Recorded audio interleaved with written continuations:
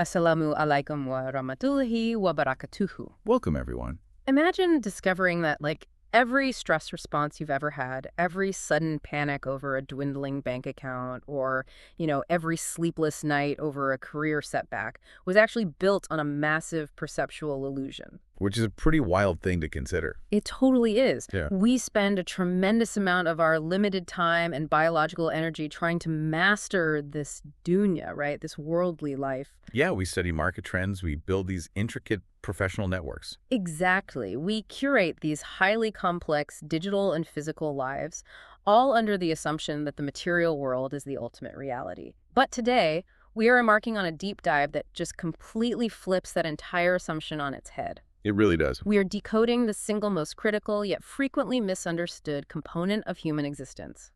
We are decrypting Iman, faith. It is the absolute core of our operating system. And what's fascinating here is how deeply we get hypnotized by our own sensory input, Oh, 100%. From an Islamic theological paradigm, this dunya is not the ultimate reality. It is essentially an encrypted test. Like a simulation almost. Basically, yeah. Right. It is a temporary realm governed by physical laws, gravity, economics, biology. But those laws are essentially a veil. The true overriding reality is linked to the unseen. So the test you are walking through every single day isn't just about moral choices. It's a test of perception.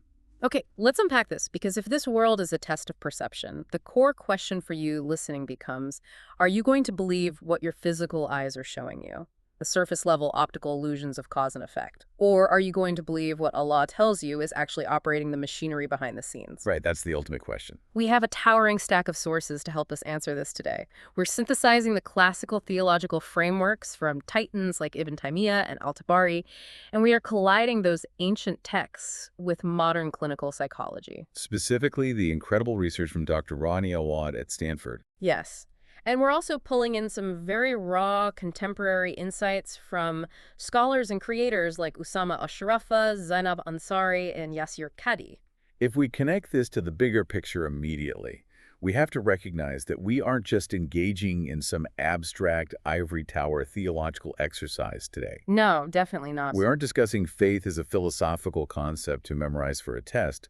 This is fundamentally about your psychological resilience and your spiritual survival. Which we desperately need right now. Exactly. You live in a modern, hyper-connected world that is algorithmically designed to erode your peace and fracture your attention. The primary framework our sources demand we internalize is that Iman, true functional faith, is not a static checkbox. It's not a binary switch where you just declare your belief once and then coast for the rest of your life. No, it is a living, breathing entity. It fluctuates, it expands under certain conditions, and it decays under others. And today, we're going to explore the exact mechanisms of those fluctuations so you can actively audit the current state of your own heart. I think the idea of an audit is exactly where we need to start. Because I know I've experienced this, and I'm sure you listening have too. Why is it that some days you feel this immense spiritual clarity? Like you could conquer anything. Right, where you feel like you could conquer any hardship with your prayers, and then, I don't know, a week later, you feel entirely disconnected, numb, and can barely drag yourself off the couch to fulfill the basic requirements. It's such a common human experience. We can't diagnose that fluctuation if we don't even know what the structure of faith is built from. So let's start by completely deconstructing Iman. Let's look at the actual theological architecture of it. Well, when we examine the consensus of mainstream Sunni orthodoxy, the al-Sunnah wal Jama'ah, the scholars define Iman as a highly dynamic, tripartite reality. 3 parts. Yes, a structure made of 3 indivisible components that must operate in sequence and in unison. The first foundational component is itikad bil qalb, which translates to the conviction of the heart. But we have to be very careful with how we define conviction here, right? Because it is not merely cognitive data storage. Right, it's not like memorizing the periodic table. Yeah, knowing that water is H2O doesn't require anything from you emotionally. Exactly that. A purely academic acknowledgement of a creator is insufficient. Itikad bil qalb involves the active actions of the heart. The heart in Islamic theology isn't just a muscle pumping blood. It is the center of consciousness and volition. So what are the actions of the heart? They include profound love, deep reverence, a healthy awe or fear of accountability, ultimate reliance, and absolute internal submission to the divine will. If those emotional and spiritual actions are absent, The cognitive knowledge alone doesn't qualify as true faith. So the heart is the core engine. Then what is the second component? The second is qawl bil-lisan, the statement of the tongue. This is the outward verbal testimony. For a Muslim, this is the shahada, the declaration of faith, where a person physically bears witness. And I really want to pause on the shahada for a moment, because reading through the linguistic breakdown in the sources brought up something I had never fully processed before. Oh, the negation aspect. Yes. When a person declares their faith, they say, La ilaha illallah. The very first word is la, no. It begins with a strict negation. Which is so profound. It really is. La ilaha means there is no deity. Before you even mention Allah, you are commanded to actively negate everything you currently perceive in this material world. You have to verbally and internally reject the false idols of wealth, the idol of your own ego, the idol of societal validation. The illusion of material power. Exactly. It's almost like you have to format the hard drive and clear all the corrupted data before you can install the true operating system. That is a very precise way to conceptualize it. You are wiping the slate of false attachments. Yeah. You cannot pour pure water into a vessel that is already full of toxins. You have to empty it first. The negation empties the vessel. The affirmation, ilallah, except Allah fills it. And that brings us to the third, highly debated component of the structure, amal bil arkan, which translates to the actions of the limbs. The physical stuff. Yes, this refers to the physical manifestation of obedience. It is the prayer, the fasting, the charity, the ethical conduct in your daily life. The classical scholars argue that your physical actions are the ultimate, undeniable proof of what your heart actually contains. Reading through these three components, the heart, the tongue, the limbs, it instantly reminded me of the architecture of a smartphone. I like that analogy. If you hold a brand new, physically flawless smartphone in your hand, you have the hardware. The screen, the battery, the physical casing that represents the actions of the limbs, the physical body doing the movements. Makes sense. Then you have the user interface, the speakers, the sounds the phone makes to communicate. That's the tongue. Now, you can look at that beautiful hardware and hear the speakers turn on and claim, I have a fully functional phone. But you might not. Right. If the operating system, the iOS or an Android software, which represents the heart, is corrupted with a virus, or if it's just completely uninstalled, that beautiful piece of hardware is functionally useless. It's a paperweight. It looks nice, but it doesn't do anything. Exactly. You can't just have the physical movements and the verbal declarations and claim you have a working device if the internal software isn't actually executing the code. The smartphone analogy perfectly captures the essence of the historical theological debates that our sources highlight. It seems so logical to us now that all three parts must work together, but historically the human mind struggles with this balance. It really does. There were extreme factions early in Islamic history that fundamentally misunderstood how the software and the hardware interact. Yeah.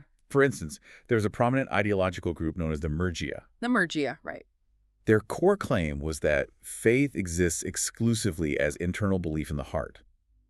They argued that your physical actions, what you actually do with your limbs, have absolutely zero impact on the validity or strength of your faith. I have to admit, part of me understands why that ideology would be so historically appealing. Oh, definitely. It's incredibly safe. It removes all the friction and accountability from daily life. It is deeply appealing to the human ego because it offers ultimate comfort without any required sacrifice. But it leads to a catastrophic spiritual complacency. How so? Well, it breeds a societal and individual mindset where a person can say, God knows my heart is clean, my internal belief is solid, while they simultaneously engage in massive, unrepentant corruption, oppression, or personal sin. The Murji'a essentially claimed that as long as the software is installed, it doesn't matter if you smash the hardware to pieces. Which defies common sense. And the sources point out that human nature tends to swing like a pendulum. If the Murji'a were on the extreme left, saying actions don't matter at all, who was on the extreme right? On the complete opposite end of the spectrum, you have the Khawarij. Their historical context is rooted in severe political trauma and civil war, which often breeds extreme rigidity. That makes sense. The Khawarij claimed that committing any major sin entirely deletes your faith. In their view, one major mistake immediately uninstalls the operating system and casts you completely out of the fold of belief. So it's binary perfection or absolute damnation. One group says actions are irrelevant, and the other says one bad action and you are spiritually annihilated forever. Exactly. Both of those extremes sound psychologically unbearable. They are. which is why the orthodox middle path, clarified and vigorously defended by scholars like Ibn Taymiyyah, is so vital. The mainstream consensus proves from the foundational text that actions are an intrinsic, inseparable part of faith itself. So they are linked. Intimately linked. And if we accept that actions are part of faith, it means a strict mathematical reality exists within the human soul. Faith intrinsically rises and strengthens when you engage in physical and spiritual obedience, and it fundamentally falls and decays when you engage in disobedience. It is entirely dynamic. It's a living structure subject to gravity and momentum. To visualize this, the sources bring in a very famous parable from the classical scholar Ibn Rajab al-Hanbali. Yes, based on the Hadith of Jibril. Right, where the angel Gabriel came to question the prophet, to teach the community their religion.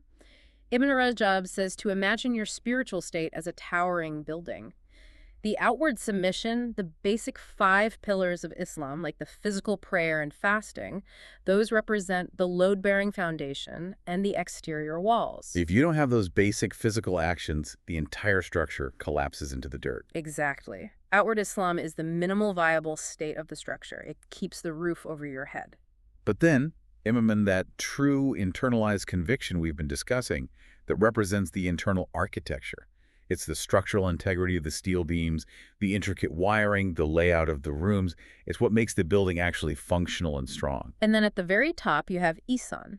Isan is the absolute pinnacle, the luxury penthouse of the building. The ultimate goal. The Prophet defined Isan as worshiping Allah as if you can actually see him. And if you cannot achieve that visual state, then worshiping with the absolute certainty that he sees you. That transition from the foundational walls of Islam up through the interior strength of Isan and finally arriving at the penthouse of Isan is the ultimate human trajectory. It represents a total perceptual shift. A shift in how you see the world. Yes. You're no longer relying merely on physical sight. You have developed true spiritual insight. There is a deeply captivating narrative in the classical sources regarding a young companion of the Prophet named Haritha that illustrates this exact perceptual shift.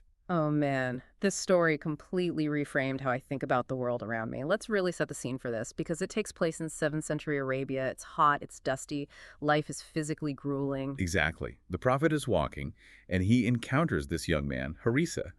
He asks him a seemingly simple question to check on his state. How did you wake up this morning, O Haritha? And Haritha responds with an incredibly bold, almost shocking claim. He doesn't say, I'm doing well, alhamdulillah. He says, I woke up as a true believer. Which, if we think about it, is a massive, borderline audacious statement to make directly to the Prophet, to claim absolute, verified, true Iman. So the Prophet naturally pushes back, essentially asking for the receipts. He says, every truth has a reality. So what is the reality of your belief? Where is your proof? And this is where we have to listen closely to how Haritha describes his internal state. Notice that he doesn't hand the Prophet a resume of his physical good deeds. No, he doesn't say, I prayed 100 units of prayer and gave half my wealth to charity. Right.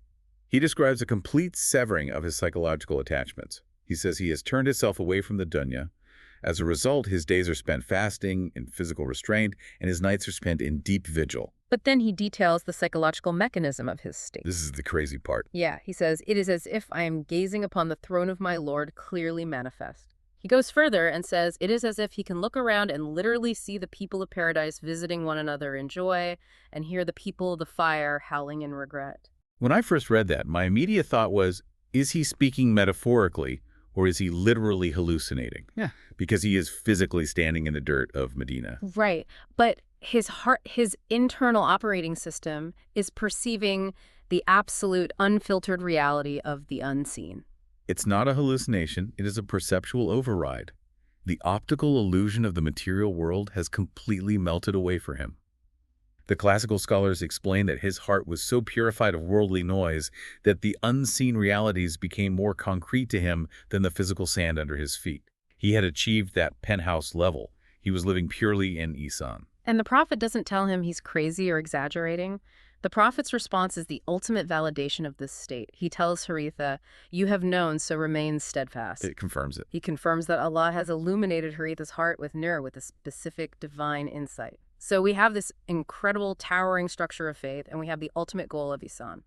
But as we established in our premise, this structure isn't made of concrete, it fluctuates. It absolutely fluctuates. If we know what faith is built from, We desperately need to understand the mechanics of why it erodes. This brings us to the science of ziyadat aliman wa nukonuhu, the fluctuation, the rising and falling of faith. Let's systematically analyze the variables that drive the decrease of Iman. Because the decay of faith is rarely a sudden explosive collapse. Right. You don't just wake up one day and it's gone. Exactly. It is almost always a silent, gradual erosion. And the primary foundational driver of this erosion is a concept known as ghafla. Ghafla, usually translated as heedlessness or negligence, right? Yes. Think of ghafla like orbital decay for a satellite. If a satellite is orbiting the Earth, it requires occasional active bursts of thrust to maintain its altitude. And it's to stay in orbit. Right. If those thrusters go offline, the satellite doesn't instantly plummet to the ground. It slowly, imperceptibly loses altitude over weeks or months, dragging against the thin atmosphere until it eventually burns up. Wow, that is a scary analogy. The human heart operates the exact same way. If the heart is not actively engaged in remembering the divine through prayer, reflection, or gratitude, it naturally suffers orbital decay. It becomes entirely consumed by the gravity of the temporal world. The noise, the anxieties, the hyperfixations on careers and social status. All of it. And when that orbital decay begins, it creates vulnerabilities. The sources make it clear that what inevitably follows this heedlessness is the commission of sins. Classical scholars like Ibn al-Qayyim dive deep into the mechanism of how sins affect the heart. We often think of sins as just a tally mark on a bad deed counter, but they describe it as actual structural damage to the lens of the heart. Structural damage. Yeah, every habitual minor sin, the ones we casually brush off, the gossip, the wandering eye, the slight dishonesty in business, acts like a microscopic scratch on a camera lens. And one micro scratch doesn't ruin the photograph. You might not even notice it. Exactly. But if you accumulate thousands of those microscopic scratches over months and years without ever polishing the lens through repentance, eventually the lens becomes completely opaque. You point the camera at the truth, but the image is totally blurred.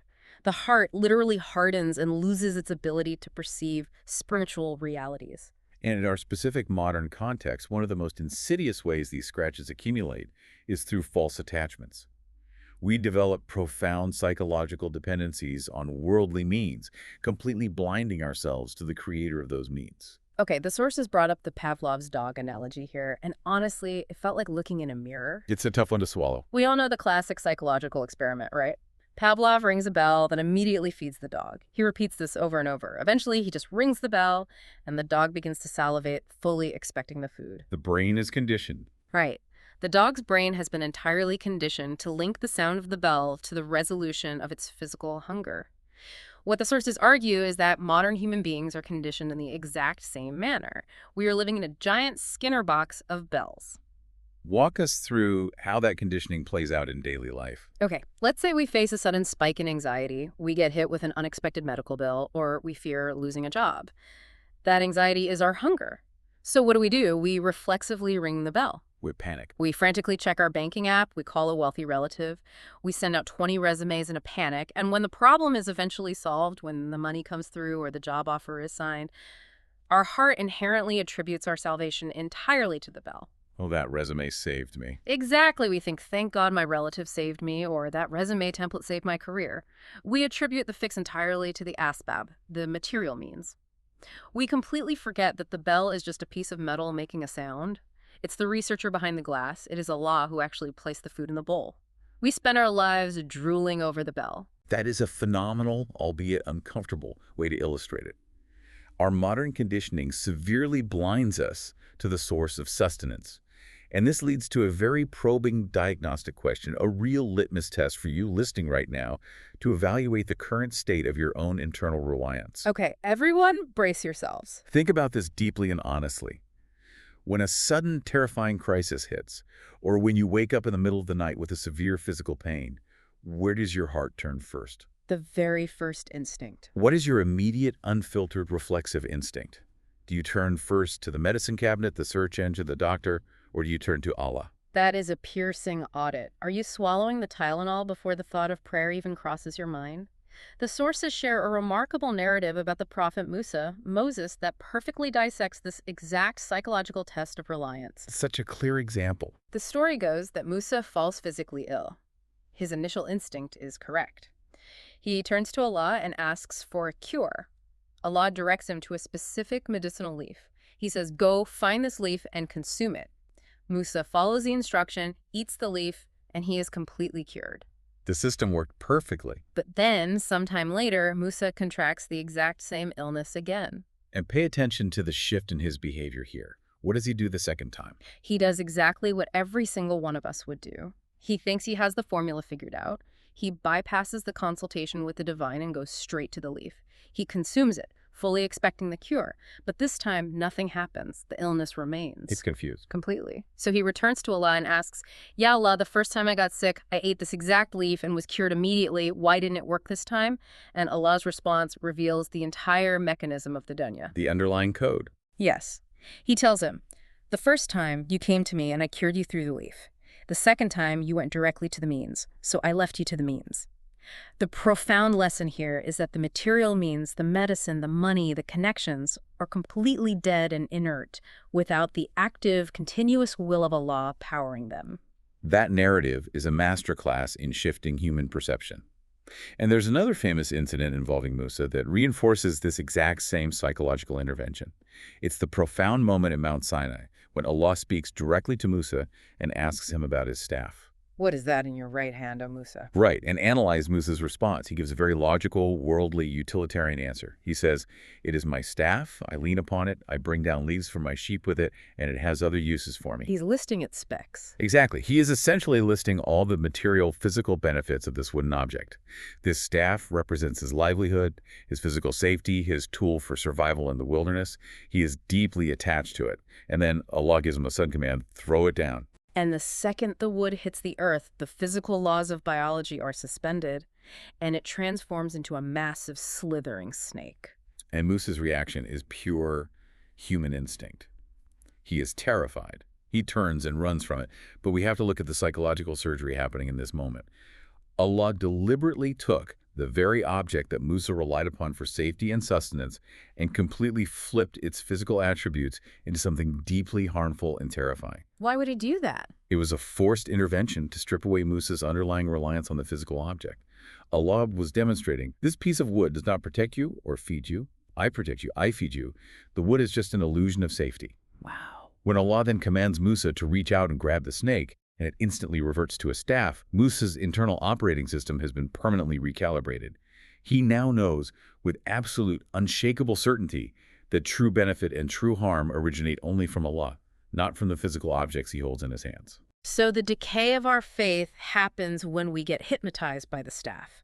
It decays when we worship the leaf, when we drool over the bell, thinking these dead objects hold independent power.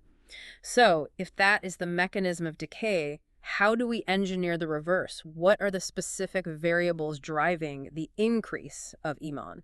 The foundational engine for generating an increase in faith is the rigorous acquisition of beneficial knowledge, ilm, deeply coupled with tadabbur, which is profound, reflective observation. Not just reading words. No, it is engaging with the Quran and observing the mechanics of the universe, not as a passive bystander, but actively hunting for the signature of the Creator in everything. When you dedicate time to study the specific names and attributes of Allah, you are essentially feeding the operating system of your heart with pure, uncorrupted code. Replacing the virus? Yes, replacing the virus of material reliance with the software of divine trust. And the second major engine the sources highlight is righteous actions. But what I found deeply moving here is how the contemporary scholar Yasir Qati frames the result of those actions. He points out that an increase in Iman isn't just an abstract warm feeling in your chest. It produces a literal, palpable taste. It provides profound, almost measurable spiritual nutrition. It literally alters your physical and psychological reality. Yes. Think about a time when your body was physically exhausted, when you were stressed, running on zero sleep, and pushed to your absolute limit. If your Iman spikes in that moment, it provides this supernatural endurance. It keeps you going. It injects you with an unshakable optimism that completely defies logical, material explanation. Your biology might be failing, your circumstances might be crumbling, but your spirit enters a flow state that carries you across the finish line.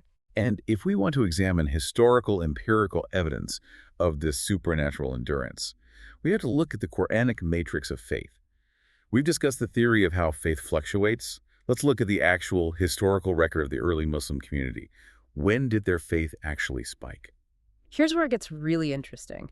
Because when you do a sequential verse-by-verse analysis of the Quran, as classical exegetes like Al-Tabari and Ibn Kathir have meticulously done, you uncover a shocking pattern. It really counters our assumptions. Totally. Our modern assumption is that faith grows best in a greenhouse when we are sitting comfortably in luxury, when our bank accounts are full, when the political climate is peaceful. But the historical record shows the exact opposite. True, indestructible Iman does not surge in comfort. It surges in environments of terrifying friction, profound trauma, and intense adversity. Let's analyze this matrix chronologically to see the mechanics at play. If we start with Surah Al-Anfal, verse 2, Allah describes the believers as those whose hearts tremble with awe when Allah is mentioned. And when his verses are recited to them, it actively increases their faith. A physical reaction. Right. The classical scholars are quick to note that this trembling is not a paralyzing phobic fear. It is a deeply visceral, physiological reaction to encountering raw divine truth. And the scholar Dr. Farhat Hashmi points out a critical nuance regarding this verse for our modern habits. She notes that today we have unparalleled access to recitation.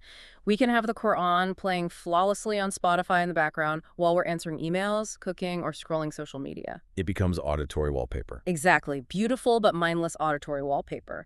But mindless exposure does not trigger this physiological trembling of the heart. It does not increase Eman. To get that surge, the auditory exposure has to be intrinsically paired with deep cognitive comprehension. You have to actually understand the gravity of what is being spoken to be moved by it. Precisely. The cognitive engagement acts as the catalyst. Now let's move forward chronologically to a moment of supreme physical and psychological devastation. The aftermath of the Battle of Uhud, captured in Surah Ali Imran, verse 173. This was a dark moment. Very dark. The Muslim community had just suffered a catastrophic trauma. They had lost deeply loved companions, including the Prophet's own uncle. They were bleeding, physically exhausted, and acutely vulnerable. And in that exact moment of supreme weakness, the enemy leader, Abu Sufyan, launches a highly calculated campaign of psychological warfare. Kicking them while they're down. Yes. He sends spies and provocateurs into the Muslim camp to spread rumors that a massive, unstoppable Confederate army is currently marching to completely annihilate the survivors. If we apply standard material logic, the Muslims should have suffered a complete psychological collapse right then and there. They were already broken. This news should have caused them to surrender or flee into the desert. But what does the Quran document? It says this terrifying threat actually increased them in faith. Which is mind-blowing. I want to replace the cliche idea of faith being forged in fire here, because this is more like the biological mechanism of muscle hypertrophy. For a muscle to grow stronger, the physical fibers must literally be torn under heavy resistance. The trauma of Uhud was the heavy resistance tearing the fibers of their reliance on worldly tactics, allowing the muscle of Iman to rebuild thicker and stronger. They decoupled their reliance on the material. Yes. They looked at this impending doom and calmly declared, Hasbunallah wa ni'mal wakil. Allah is sufficient for us, and He is the best disposer of affairs. The exegete Sayyid Qutb calls this moment the birth of a faith that entirely transcends material logic. When the material odds of survival dropped to mathematical zero, their internal certainty took over the operating system completely. They forcefully decoupled their reliance from the strength of their physical army, which was currently shattered, and attached it entirely to the divine power, which is indestructible. We see this exact same paradox of joy amidst trauma occurring a few years later during the Battle of the Trench, the Khandak, recorded in Surah Al-Ahzab, verse 22. Let's really visualize the environment of this siege. It is the dead of winter in Medina. Freezing cold. The temperatures are freezing. The believers are quite literally starving to death. The historical texts describe them tying flat rocks against their stomachs just to apply pressure to suppress the agonizing hunger pangs. Incredible suffering. And outside the city limits, an unprecedented, overwhelming coalition of enemy forces has gathered, intent on their total genocide. And as if that wasn't enough, inside the city they have just been betrayed by a faction committing high treason. It is a nightmare scenario, a 360-degree stress test on the structural integrity of their community. It is the ultimate engineering stress test on the human soul. And how do the varying factions within the city react when they see this massive confederation? Some broke, right? The hypocrites, those whose faith was purely superficial, panicked. They claimed the prophet had fed them delusions of grandeur. But the true believers, The Quran documents that they looked out at this massive, terrifying army, and they actually rejoiced.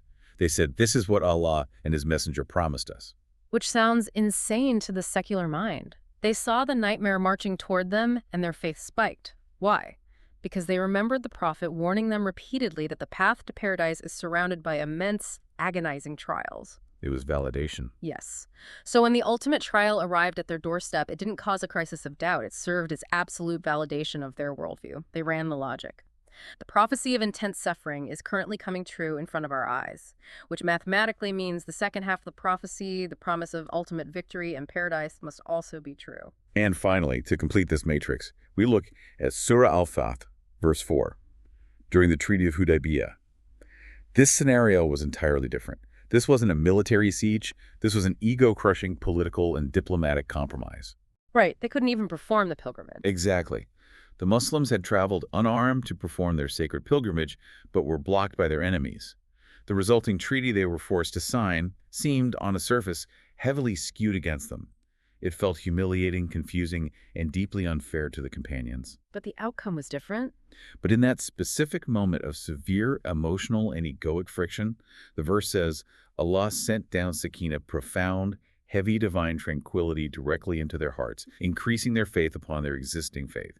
They had to violently suppress their own logic, suppress their pride, and simply obey the Prophet's command to sign the treaty. And that absolute blind surrender to divine wisdom generated a massive upgrade in their spiritual capacity. When we laid out these four distinct historical events, we see that Iman expands precisely when the human ego is squeezed. And this raises such a vital, urgent connection to our world right now. When you look at the geopolitical landscape today, when you see systemic aggressive Islamophobia, or when you witness the sheer, unfathomable devastation and displacement happening in places like Gaza. If we connect this historical Quranic matrix to the broader picture of the modern era, as contemporary scholars like Zainab Ansari and Omar Suleiman have articulated in the sources, we arrive at a profoundly shifting insight. And we are reporting this impartially based on those sources. Absolutely. Strictly through the theological framework we've built. When modern believers faced these types of devastating media warfare, sudden displacement, or catastrophic loss of life and property, this is not interpreted as evidence of Allah's absence or abandonment. Right. It is, in fact, the exact opposite. It is the very crucible where the Iman of the early generations was perfected. For those actively enduring these horrors, responding with the internal declaration of Hasbunallahu wa ni'mal wakil is the mechanism that prevents total psychological collapse.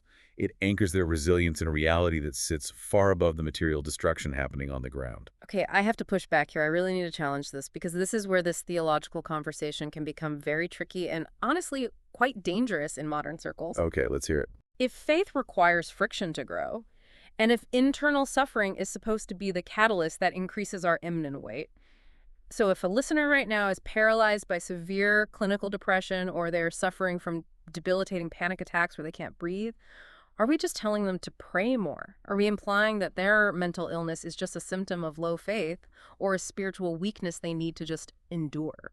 Because that framing has caused an incredible amount of damage in our communities. This raises an important question, and it is perhaps the most critical nuance we need to carefully dissect today. We have to confront a phenomenon that researchers call the modern gap. The modern gap. Yes. This is the highly dangerous conflation of clinical, biological, mental health disorders with a decrease in Iman. Historically, and unfortunately even in many communities today, symptoms of severe neurochemical anxiety, deep clinical depression, or obsessive intrusive thoughts have been tragically misdiagnosed by well-meaning laypeople purely as a lack of faith, a punishment for hidden sins, or even supernatural jinn possession. And walking up to a clinically depressed person whose brain chemistry is currently misfiring and telling them to just pray harder or read more Quran is not just unhelpful, it's a form of spiritual bypassing. It weaponizes their faith against their biology. It absolutely does. And this is where the groundbreaking historical research of Dr. Rania Awad at Stanford University is so illuminating and healing. She and her team unearthed the manuscripts of a 9th century Persian Muslim polymath named Abu Zaid al-Balkhi. A 9th century scholar. Over 1,000 years ago, Long before modern Western psychology existed, this classical Islamic scholar clearly and clinically differentiated between normal spiritual whispers, what we call waswas, the everyday laziness or passing temptations from the ego, and clinical paralyzing psychiatric distress. Wow, that long ago. Specifically, he identified and mapped out the symptoms of clinical obsessive-compulsive disorder, particularly scrupulosity. Al-Balkhi termed this severe clinical condition waswas al-Kari. What's al-Kari? The addition of the word Kari means it's overwhelming, overpowering, forceful, right? Yes, it implies a forceful obsession that hijacks the brain. We have to clearly understand the difference in the symptom profiles to stop misdiagnosing ourselves and others. So what does spiritual apathy look like? Spiritual apathy, a true decrease in Eman, typically looks like laziness. It manifests as a distinct lack of guilt when missing obligatory prayers. It looks like the active, willing, and enjoyable pursuit of forbidden worldly desires. You commit the sin, and you just don't care. The heart feels no remorse. But clinical psychiatric distress looks entirely different from that apathy. Completely different. Clinical distress looks like severe hypervigilance. It is characterized by extreme, paralyzing guilt and terror. Like OCD. Exactly. It's the person who repeats their wudu, their physical ablution, 20 consecutive times before a single prayer, scrubbing their skin raw, because their brain is sending them terrifying false signals that they missed a microscopic spot and God is going to angrily reject their worship. It manifests as intrusive, ego-dystonic thoughts, horrifying, blasphemous thoughts that pop into the brain, which the person actively hates, shrinks from, but cannot stop from looping endlessly in their mind. And the sources provide this beautiful, profoundly empathetic precedent from the life of the prophet for dealing with exactly this type of psychological torture. It's a very powerful precedent. The companions of the prophet, the very people we consider the greatest, strongest generation of believers to ever live, actually came to him in a state of severe distress. They were experiencing these horrifying, intrusive thoughts about Allah or about the nature of their faith. They were terrified. Yeah, the thoughts were so severe that they told the prophet they would rather be physically burned to ashes or drop from the sky than speak the thoughts out loud. They were terrified that their Eman had completely evaporated. And we have to look closely at how the ultimate spiritual guide responded to their terror. Did he shame them? Did he tell them their faith was weak and they needed to repent for having these thoughts? No, he didn't shame them or blame them at all. He asked them, "Do you truly find this happening within yourselves?" They confirmed yes, they were suffering from it. And the prophet smiled and said, "That is pure faith, Surah al-Iman." He explicitly labeled their severe distress over the thoughts as a sign of pure faith. Why? Because of a very simple logical mechanism. A thief does not bother breaking into an empty, ruined house. Oh, that makes sense. Right. The thief only targets the mansion that holds treasure. The fact that the psychological whisperer, or the ego, is launching such a severe, violent attack on their mind is actual proof that there is something incredibly valuable inside the heart worth attacking. Their intense hatred and rejection of the thoughts proved that their core Iman was fully intact and functioning perfectly. That reframing is incredibly healing for anyone suffering right now. It bridges the modern gap. It means that experiencing psychiatric distress, anxiety, or intrusive thoughts is absolutely not an indicator that you have lost your faith or that God is angry with you. Patiently enduring that agonizing psychological pain while actively seeking proper medical and spiritual treatment is, in itself, a profound manifestation of Iman. It is an act of worship to seek healing. This requires what the sources call therapeutic integration, seeking out cognitive behavioral interventions like exposure response prevention, ERP for OCD, or utilizing frameworks like traditional Islamically integrated psychotherapy, TIIP, is vital. And Ustad Azina Mansari highlights another crucial, highly sensitive point in this realm, right? She does. In environments of severe trauma, such as domestic violence or abuse, fleeing that abuse, setting hard boundaries, and seeking professional, legal, and physical safety is never a sign of weak faith or failure to be patient. It is an active, necessary manifestation of preserving your God-given dignity, mental health, and physical life. You have to protect the vessel. Exactly. Seeking a therapist, taking prescribed medication, or calling a doctor is utilizing the asbab, the material means, which we are religiously commanded to do, while simultaneously keeping our internal reliance locked on Allah as the ultimate source of the cure. So if we pull back and look at what we've constructed here, we have built the foundational theological architecture of faith. We've examined the historical evidence of how it grows under pressure. We've carefully addressed the clinical psychological nuances of the modern mind. Now for the application. Exactly. Now we arrive at the execution phase of this deep dive. How do we actively build, protect, and strengthen this Iman in our hyper-connected, deeply distracted, algorithm-driven daily lives? The sources provide a rigorous, highly actionable methodology. Let's walk through how to actually implement this. Let's do it. The first major shift involves what the sources call epistemological realignment. This realignment requires us to ruthlessly purify the heart's attachments before we try to stack a bunch of outward physical actions onto a fragile, rotting foundation. The modern scholar, Usama al-Shurafa, poses a diagnostic question regarding this that every listener needs to ask themselves today. Your Elah, your ultimate deity, is not necessarily who you claim it is on your tongue during prayer. Your true deity is who your heart runs to first when things fall apart. Wow. When you read these sources, you realize how conditioned we are to just run to our bank apps or our emergency contacts the second we feel insecure. That is a heavy audit to perform on yourself. It is the heaviest audit. Because if your immediate visceral reaction to a life crisis is to run to your bank account, your career network, or a specific influential person for absolute salvation, then your internal declaration of faith is inherently compromised. You're worshiping the means. Yes. The first necessary action is consciously dismantling these false worldly dependencies. When a financial crisis hits or a health scare arises, you have to practice the internal psychological declaration. Hasbunallahu wa ni'mal wakil. Which doesn't mean you do nothing. No, not at all. You absolutely still use the worldly means. You send the resume, you take the medicine, you consult the expert, but you actively mentally sever your heart's reliance on those means. You have to develop what scholars call informed trust. Like the jumping analogy. Right, it's like a child joyfully jumping off a wall into a parent's arms. The child jumps because they have historical data that the parent has always caught them. We must jump into the trials of life knowing the Creator has historically sustained us, and knowing the material means are utterly powerless without Him. And I think that perfectly bleeds into the next requirement, transformative knowledge. Because let's be honest, you cannot possess informed trust in a God you don't actually know. You can't jump into the arms of a stranger. That's a great point. We have to move beyond just the ritual, phonetic reading of Scripture. You have to deeply study the specific names and attributes of Allah. Think of the smartphone analogy again. It's the difference between reading the Apple software manual out loud versus actually typing the code into your computer to build a functional app. Just reading the words doesn't build the software. Exactly. Reciting the Quran without any comprehension is just reading the manual. Tadabbur, which is deep active reflection on names like Al-Wakil, the ultimate disposer of affairs, or Al-Razak, the ultimate provider, is actually writing the code that upgrades your internal operating system to handle stress. And once you begin to truly know the attributes of Allah, you naturally transition to the next phase, which is arguably the most challenging for the modern human ego: willful sacrifice and ego suppression.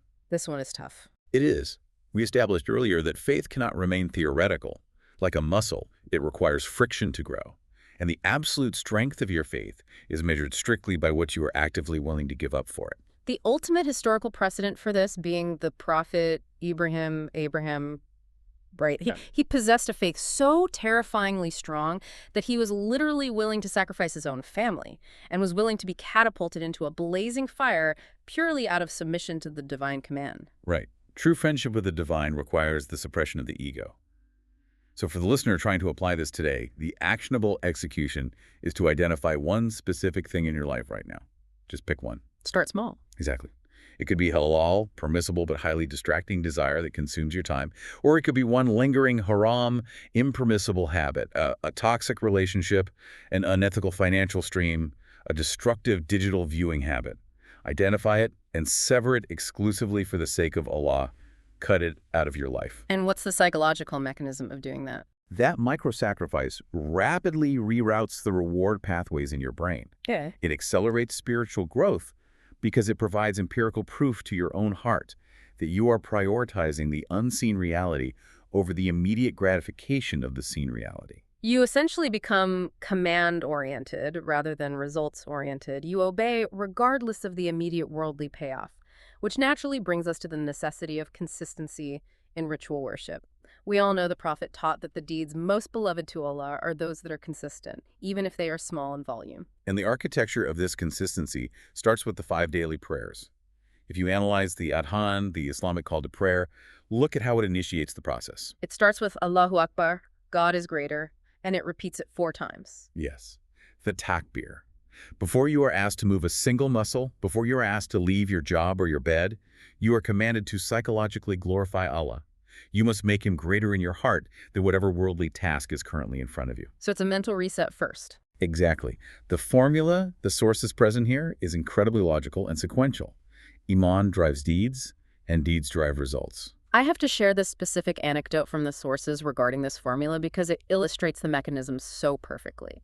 The scholar Osama al-Sharafa mentioned a conversation with a content creator who used to direct and produce music videos. Oh, I remember this. This creator realized this specific industry was highly detrimental to his spiritual state. He decided to execute that willful ego sacrifice we just talked about. He completely stopped making the music videos purely for the sake of Allah, walking away from all the money and the clout. A huge sacrifice. And what happened? His internal Iman increased due to the sacrifice, his physical deeds changed, and as a direct cascading result, he stated that the entire trajectory of his life transformed. The baraka, the unseen divine blessing, flooded into his daily life. The formula is tested and true. Upgrade the Iman through sacrifice, the physical deeds rectify themselves, and the life results align with divine favor. It is a guaranteed return on spiritual investment. But as we adopt this methodology, we must also address the reality of contextualizing modern trauma. Because despite our best efforts, life in this dunya will eventually hit you incredibly hard, and those personal or global tragedies can easily induce severe spiritual despair if not framed correctly. It's inevitable. Yes. And this is where studying the prophetic seerah, the detailed biography of the Prophet Muhammad, becomes essential. The seerah is not historical trivia for a textbook. It is a highly advanced crisis management blueprint. We have to actively remember that the Prophet himself experienced what was literally called the Year of Sorrow. He lost his most beloved wife, Khadijah, and his primary political protector, his uncle, in the same devastating year. Profound grief. Later in his life, he wept openly, tears streaming down his face when his infant son Ibrahim died in his arms. Grief is entirely biologically valid. Experiencing deep emotional pain does not contradict your Iman. Absolutely not. When we frame our own contemporary suffering, whether that is navigating a painful divorce, the sudden loss of a loved one, or watching a global injustice unfold through the lens of the seerah, we fundamentally transform our despair into steadfast patience. We realize we are not being uniquely punished. We are simply walking a heavily trodden path that the absolute best of humanity has already walked before us. Which brings us to the final, indispensable mechanism for sustaining this state. Cultivating a righteous environment, known as supa. The classical scholars unanimously agree on a fundamental psychological reality. The human heart is highly porous. It absorbs its environment. Like a sponge. Very much like a sponge. If you isolate yourself completely, or if you intentionally surround yourself entirely with people who are exclusively consumed by the dunya people who only talk about money, status, and material gain, your faith will inevitably freeze. You subconsciously adopt the spiritual temperature of the room you are sitting in. And today, our room isn't just the physical people sitting on our couch. It is our massive digital ecosystem.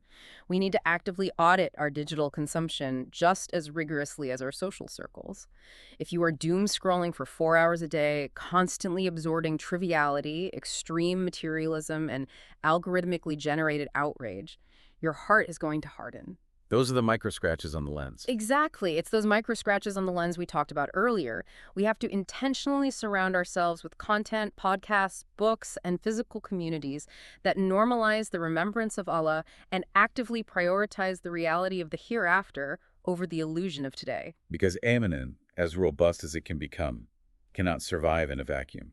It requires oxygen, and it will slowly suffocate if it is constantly drowned in the noise of a purely materialistic ecosystem. We have covered an immense amount of ground today. We started at the foundational 3-part architecture of the heart, traveled through the trauma and triumphs of the seerah, unpacked the modern clinical psychology of intrusive thoughts, and laid out a blueprint for daily survival. If we pull all of these threads together and connect them to the ultimate reality of our lives, I want to leave the listener with a lingering, slightly provocative reflection to chew on. Okay, let's hear it. We spent a tremendous amount of time talking about how Iman is tested and forged in the fire of tragedy, loss, and hardship. But historically and psychologically speaking, perhaps the ultimate, stealthiest test of your Iman isn't when you are stripped of everything. Interesting. Perhaps the most dangerous, insidious test is when the dunya gives you exactly what you want. When your bank account is completely full, when your biological health is perfect, when you are perfectly comfortable in your home and highly praised by society in that specific moment of supreme worldly satisfaction, does your heart still violently crave the unseen over the seen? Do you still desperately feel your absolute need for Allah when the material world is actively whispering that you don't? So what does this all mean for you as you step back into your day? It means the power to upgrade your spiritual operating system is entirely in your hands right now. The encrypted test of perception is running every second of your life. Which reality are you going to choose? Jazakallah khair. May Allah reward you with goodness for spending your valuable time with us. Thank you for joining us. Connect with us. Join our growing family on this sacred journey of Islamic knowledge. Please subscribe and hit the notification bell to stay updated. Your support helps us spread this message of peace and beauty further. May Allah grant us all the strengths to follow the path of truth, increase our knowledge, and accept our humble deeds. Ameen. May the message of peace, tolerance, and harmony of Islam reach every heart.